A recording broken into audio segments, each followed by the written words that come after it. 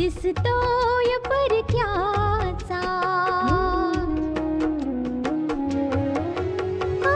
फुलाच चेहरासा दिसतोय परक्याचा नसे सुटणार नाजूक गुंता दोष न चरख्याचा फुले मी म्हटले जे होते पाहुणे ते तरी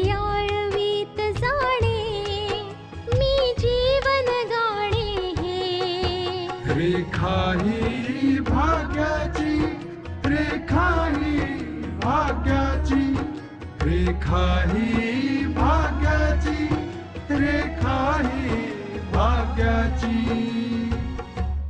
आतापर्यंत आपण पाहिलं गोविंद सक्सेनाला भडकून रागाने विचारतो की विजय कुठे गायब झाला आहे. विजयच्या सांगण्यावरून आशिष विजयला नवीन सिम कार्ड आणून देतो.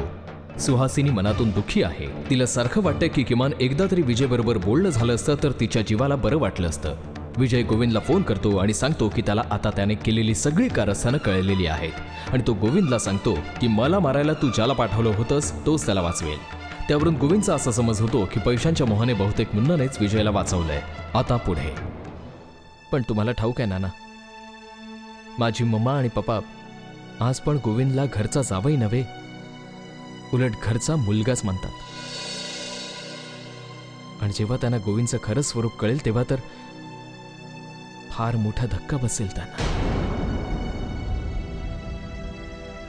पण माझ्या लक्षात तर एक गोष्ट येत नाहीये, गोविंद सारखा माणूस तुमच्या घरचा जावई कसा झाला आणि तुमच्या घरात स्थान कसं मिळवलं? अशा मम्मा आणि पप्पांचं रिधिमा दीदीवर फार प्रेम आहे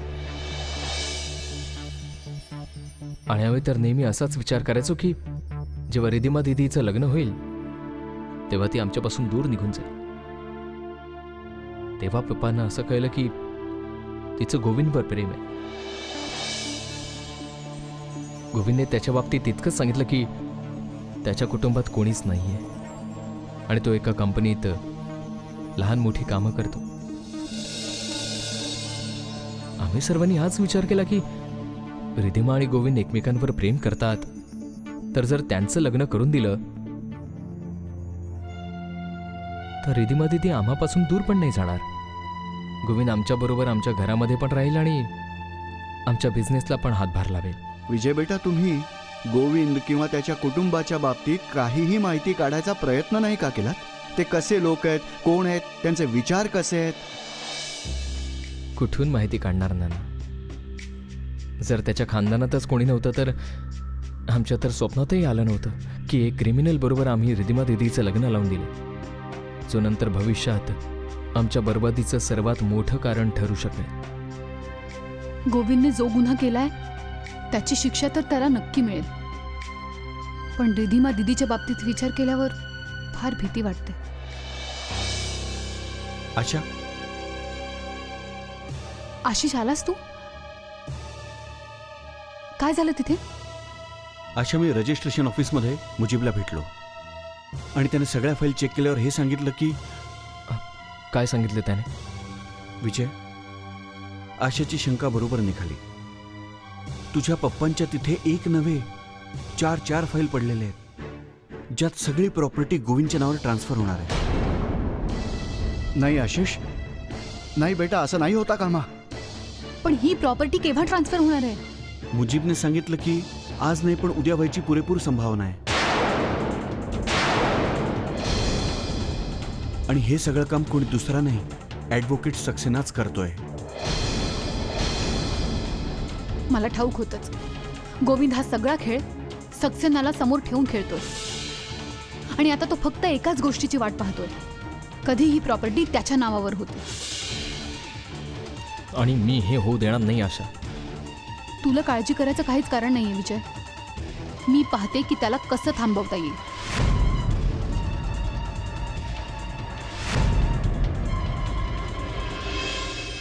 मला तुमचं म्हणणं समजतंय जावई बापू. मला देखील सक्सेनाला नाराज नाही करायचंय, पण खरी गोष्ट तर ही आहे की माझा आता सक्सेनावर भरोसा राहिलेलाच नाही. पप्पा, मी तुमच्या म्हणण्याची सहमत आहे, पण आपल्यापाशी कुठला दुसरा रस्ता शिल्लकच नाहीये. अहो, आपल्याला त्याच्यावर भरोसा ठेवावाच लागेल. आता तो भरोसा तुटेल का तुटणार नाही हे नंतरची गोष्ट आहे. पण जर सक्सेना आपल्या हातून निसटून गेला ना, तर आणखी कोणाला त्रास नाही होणार. आपल्या विजयाला त्रास भोगावा लागेल. पप्पा, समजून घ्या या गोष्टीला. जावई बापूंचं खरंच आहे. त्या सक्सेनावर विश्वास ठेवणं आपल्याला भागच आहे. हे बघा जावई बापू, मला पैशांची मुळीच पर्वा नाही आहे, पण विजयचा अजूनपर्यंत काहीच पत्ता नाही. आणि शुक्रवारी कोर्टात तारीख आहे. पप्पा, मी आहे ना, मी सगळं सांभाळून घेईन. मी स्वतः सक्सेनाला आपल्या बरोबर घेऊन न्यायालयात जाईन आणि सक्सेनाला न्यायालयात खरं सांगावंच लागेल. आणि जर तो खरं बोलण्यापासून पलटला तर आपण काय करणार? हे बघा जावई बापू, आपण कागदपत्रांवर सह्या तर केल्या आहेत. मला म्हणायचं आहे की तो प्लॉट एवढ्यात त्याच्या नावावर ट्रान्सफर होता कामा नये, कारण याच प्लॉटच्या आशेवर सक्सेना आपल्या वायद्यापासून हटणार नाही. पप्पा, ती जबाबदारी माझी, त्याची जबाबदारी मी घेतो. अहो, जर मी त्या पेपर्सवर सह्या घेतलेल्या आहेत तर फार विचारपूर्वक सह्या घेतलेल्या आहेत त्या, आणि तो सक्सेना आपल्याला दगा नाही देऊ शकत. तरी पण तुम्ही एक बार पुन्हा विचार करा जावई बापू. तुम्हाला जे योग्य वाटेल ते करा.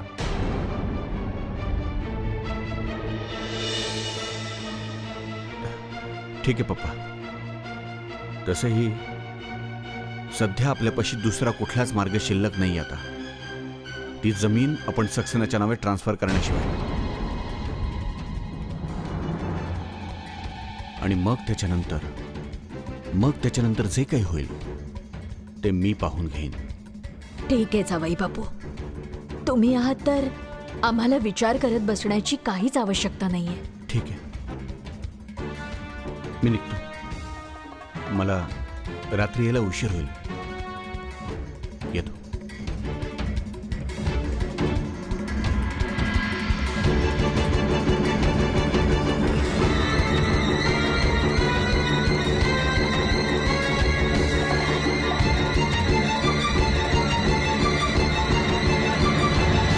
रेखा ही भाग्याची. अरे आंटी, आपण? हो बेटा, नमस्कार करतो. माझ्या का पाया पडतोयस बेटा? मी तर असं काहीच केलं नाही की तू आदराने माझ्या पाया पडावस. तुम्ही हे काय बोलताय आंटी? हे बघा, तुम्ही एक आई आहात आणि आई सदा आदरणीय असते. तुम्ही बसा, मी नानांना बोलावतो. नाना. अरे गायत्री बेटा, कशी आहेस? ठीक आहे बाबा. नमस्कार मम्मी. सुखी राहा बेटा. बाबा, खरं तर थोड्या वेळापूर्वी पल्लवीशी माझं फोनवर बोलणं झालं होतं. मला वाटलं तुम्हाला येऊन सांगावं. काय बोलली ती मम्मी? पल्लवी इन्स्पेक्टर जॅकीला भेटायला गेली होती. इन्स्पेक्टरनी पल्लवीला सांगितलं की गोविंद आणि विजयचे फोन टॅप केले गेलेत आणि त्यांचं बोलणं रेकॉर्ड झालं. पोलीस तो नंबर ट्रेस करायचा प्रयत्न करतायत, ज्यामुळे त्यांना विजयचा ठाव ठिकाणा लागेल. मला ह्याच गोष्टीची भीती होती बेटा. नानू, तो फोन इतक्या सहजपणे ट्रेस नाही होणार, कारण की विजयने त्याचा फोन स्विच ऑफ करून ठेवलाय. पण तरीही पोलिसांनी शोध घ्यायला सुरुवात केलीच आहे आणि कदाचित त्यांना ते कळेलही. त्यानंतर काय होणार आहे? तुमचं खरं आहे आंटी. विचार करूया काय करायचं ते. आशिष, तू विजयला पण सांगून ये, म्हणजे तोही अलर्ट होईल. हो ठीक आहे. मी आत्ताच विजयला सांगतो. येतो मी.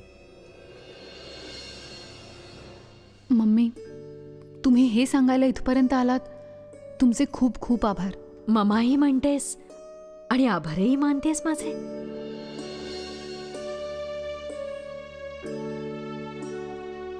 अगं आशा बेटा, गायत्रीसाठी काही चहा वगैरे आण ना. हो नानू. नको नको बाबा. नको का म्हणतेस? अगं तुझ्या निमित्ताने मला देखील चहा प्यायला मिळेल. तसंही तुझ्याबरोबर चहा प्यायल्याला बराच काळ लोटलाय. जा बेटा, चहा घेऊन ये. हो नानू, आत्ता आणते. ये बस ना.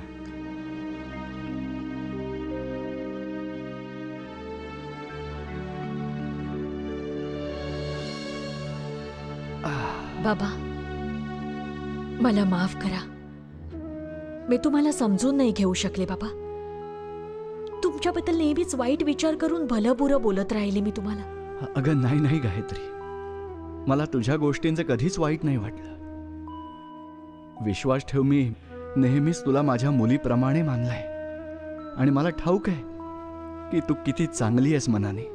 बाबा, माझ्या मनावर कोणास ठाऊक तिरस्काराचं कुठलं सावट पडलं होतं की सत्य समोर असूनही मी पाहू शकले नाही. बाबा, मला माफ करा. नाही बेटा, तुला माझी माफी मागायची काहीच आवश्यकता नाही.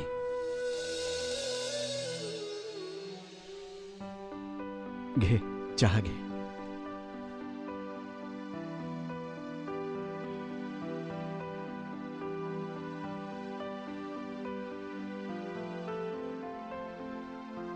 बेटा, तू मला मनाई केली होतीस पल्लवीला काहीही सांगायची, पण ती सुद्धा या गैरसमजातच जगतीये. आणि माझी सगळ्यात मोठी काळजी ही आहे की तिला कसं समजावू मी. असं काय करू आशा की तुझं सुखही नाही उधळणार आणि पल्लवीला सुद्धा आयुष्य उदासीत जगायला लागू नये. मम्मी, मी तुम्हाला सांगितलं ना, तुम्ही बिलकुल काळजी करू नका. आयुष्यात जसं काही असेल मी जगीन ते. नशिबाचा जो काही कौल असेल त्याचा मी स्वीकार करेन. आता उरली गोष्ट पल्लवीच्या सुखाची. पल्लवीला तिचं सुख जरूर मिळेल. विजय इथे पल्लवीचा ठेवा म्हणूनच राहतोय. ज्या दिवशी तो क्षण येईल ना मम्मी, तिला तिचा ठेवा परत करेन. तू किती सहजपणे सांगितलंस बेटा, पण आता माझं मन इतक्या सहजपणे नाही ऐकणार.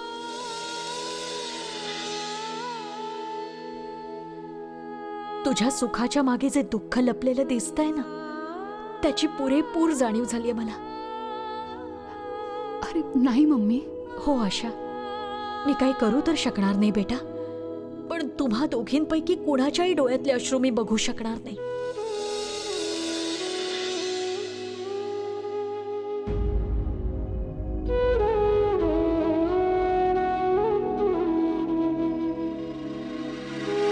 रेखा ही भाग्याची.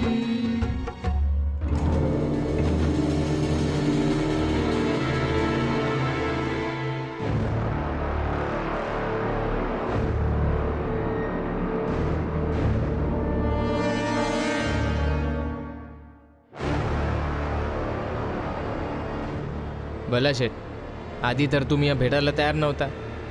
सांगत होता की पोलीस मागे लागलेले, आणि आज तुम्ही स्वतःच बोलवले. जरूर काहीतरी खास गोष्ट आहे. मी तुला म्हणालो होतो ना, एक अर्ध काम आहे जे पूर्ण करायचं आहे. मग सांगा ना कसं करायचं आहे. विजयला गोळी लागल्यावर विजय गायब झाला. कोणाला नाही ठाऊक की तो कुठे निघून गेला, हो ना? तुझ्या नजरेच्या समोरून तो गायब झाला आणि तुला पत्ताच नाही लागला. हो, काय बडबड करता तुम्ही. मुन्ना, मला ठाऊक आहे की त्याला तू गायब केलायस, तू वाचवलंयस त्याला. खरं खरं सांगून टाक, मुन्ना कुठे आहे ते, नाहीतर मी तुला जीवे मारून टाकेन. बोल, उत्तर दे.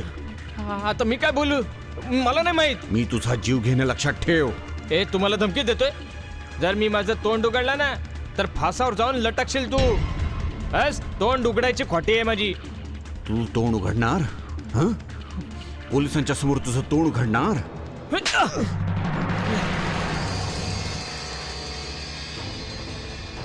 हा, आता मी स्वतः जाऊन पोलिसांना सांगेन की हे सगळे धंदे तू मला करायला लावलेस. जे करायचे ते करून घे.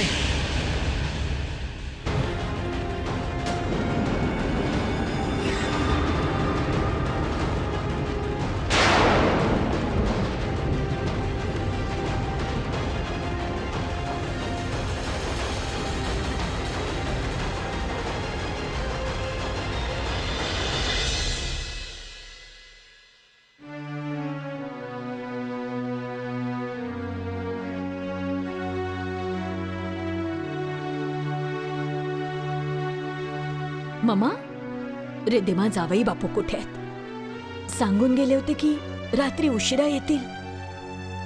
ठाऊक नाही ममा. गोविंदने मला तर काहीच सांगितलं नव्हतं. कळत नाही ममा. संध्याकाळपासून इतके अपसेट होते ते. मी विचारलं, बोलायचाही प्रयत्न केला, पण त्यांनी मला काहीच सांगितलं नाही. विजयच्या सुनावणीचा दिवस जवळ येत चाललाय आणि जावई बापूंनी दावा केलाय की सक्सेना न्यायालयात येऊन विजयच्या बाबतीतलं सगळं सत्य सांगेल. हो, पण या गोष्टीसाठी तर रिद्धिमा मला काही समजेन असं झालंय. जावई बापूंच्या मनावर या क्षणी किती ओझं असेल. मी जेव्हा विचार करते ना, माझं मन इतकं दुःखी होतं. जावई बापू ही गोष्ट चांगल्या प्रकारे जाणतात की विजयची सुटका होताच त्यांना जेलमध्ये जावं लागेल, जावई बापूंना अटक केली जाईल. हो ममा, ही गोष्ट तर खरीच आहे. या गोष्टीमुळे त्यांचं मन किती दुःखी झालं असेल.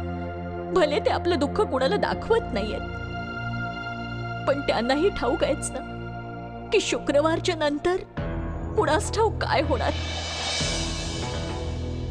त्यांना जेलमध्ये जावं लागेल की काय, आणि कुणास ठाऊक सुटका कधीपर्यंत होईल.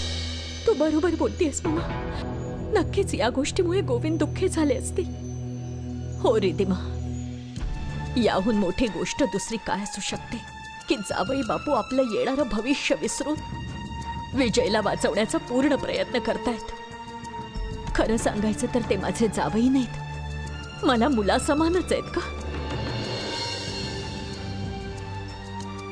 खरंच रिद्धिमा, फारच नशीबवान लोकांना मिळतो असा जावई.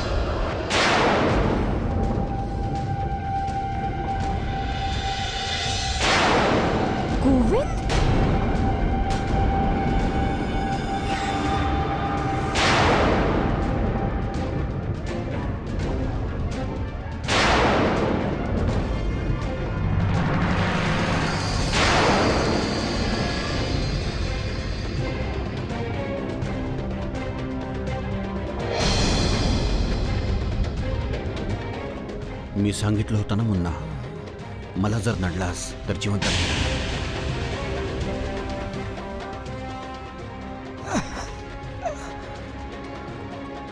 तुझं तर झालंय रामनाम सत्य.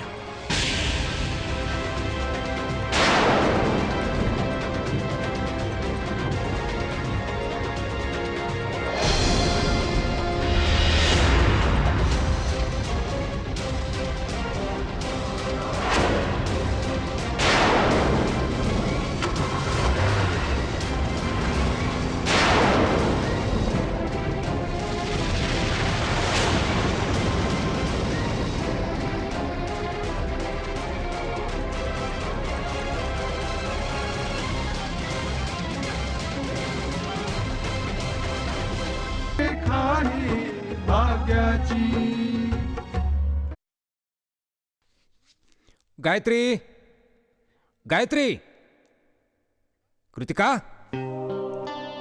काय पप्पा? बेटा गायत्री कुठे? मम्मा तर बाहेर गेलीये. आणि पल्लवी? ती पण बाहेर गेलीये. दोघे एकत्र गेलेत? नाही नाही, दीदी तर बऱ्याच आधी निघून गेली होती. मम्मा तर आत्ताच संध्याकाळी गेलीये. पप्पा, मला सांगाल का मम्मा अशी गप्प गप्प आणि काळजीत का असते नेहमी? ती तुमची ममा आहे बेटा. ती तुम्हा लोकांवर फार प्रेम करते म्हणून काळजी करत असते. म्हणजे तुम्ही पण मला नाही सांगणार ना? मम्माला पण मी कितीतरी वेळा विचारलं पण तिनेही काहीही सांगितलं नाही मला. बेटा, जी काही गोष्ट असेल ती तुला पण कळेलच ना. थोडी वाट तर बघ. घ्या, मम्मा पण आली. कुठे गेली होतीस गायत्री? बाबांना भेटायला गेले होते. बेटा, मम्मासाठी जरा पाणी आण. आणते पप्पा. गायत्री, खरंच खूप इमोशनल आहेस. तुला वारंवार बाबांकडे जाण्याची काय गरज आहे? कोणाला संशय येऊ शकतो. हो, मी जायला नको होतं, पण मग मला असं वाटलं की मी त्यांची माफी तर नक्कीच मागायला हवी. काय काय नाही बोलले मी बाबांना. आपल्याच विचारात गुरफटून मी त्यांचा स्वाभिमान कितीतरी वेळा दुखावलाय. त्यांच्या वयाचा सुद्धा कधी विचार केला नाही मी. आज मी हे सांगू शकत नाहीये की तुझं हे बोलणं ऐकून मला किती भरून आलंय ते. आणि माझी खात्री आहे की बाबांचं मन पण आनंदाने भरून गेलं असेल. खरंच काही असा उपाय असता ना तर मी माझ्या चुकांचं प्रायश्चित्त केलं असतं. गायत्री, तुला मुळात जाणीव झाली तर असं समज प्रायश्चित्त घेतलंस. तू बाबांना नेहमी चुकीचं समजत आलीस, पण ते तुला नेहमी स्वतःची मुलगीच मानत आले. मम्मा पाणी. पल्लवी आली का ग? नाही मम्मा, दीदी अजून आलेली नाहीये.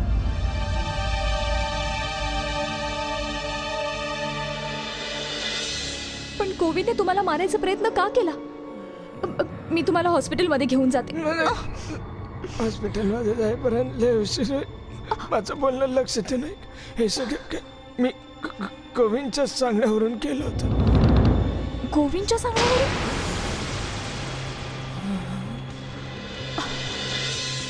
हा, बोला बोला की गोविंदने तुम्हाला मारायचा प्रयत्न का केला होता? बोला. मी गोविंदच्या बाबतीत सगळं काय सांगू शकतो, म्हणून त्याने माझं ॲक्सिडेंट करून मारलं. आतापर्यंत मी याच गोविंदच्या चांगल्यावर काम करत होतो. काय? गोविंदच्या सांगण्यावरूनच मी त्या अशा वकिलांच्या पतीवर माझ्या साथीच्या सोबतीने मिळून गोळ्या झाडल्या आणि गोविंदच्या सांगण्यावरूनच मी विजेच्या कॅमेरा चोरण्याचा प्रयत्न केला. सक्सेना पण गोविंदला सामील झालाय आणि सक्सेनाच्या किडनॅपिंगचा पण ते नट प्लीज बोला. आणि रीतची हत्या गोविंदने केली. तो वकील सक्सेनाला घेऊन गोविंदने गोविंदच्या सांगण्यावरून मी विजयला पळत असताना मी गोळ्या झाल्या. हे आतापर्यंत जे काही बोललं मी गोविंदच्या सांगण्यावरून केलं. प्लीज हे सांगणं माझं पोलिसापर्यंत पोचवा. तो सुद्धा कामा नये. मुन्ना तुम्ही